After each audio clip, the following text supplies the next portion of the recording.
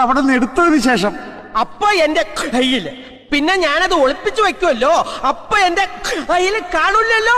എടാ നിന്റെ കയ്യിലുള്ളത് കൊണ്ടല്ലേ നീ അത് ഒളിപ്പിക്കുന്നത്? ഒളിപ്പിച്ചു വെക്കുന്നുണ്ടല്ലേ കയ്യിലില്ലാന്ന് പറഞ്ഞത്. നീ ഒളിപ്പിക്കുമ്പോ നിനക്കറിയാലോ അത് നിന്റെ കയ്യിലുണ്ടെന്ന്. അതാരും അറിയരുതെന്നാ പറഞ്ഞത്. എന്റെ കയ്യിലുണ്ടെങ്കിലല്ലേ അച്ചായ എന്റെ കയ്യിലുണ്ടെന്ന് ആൾക്കാരറിയൂ.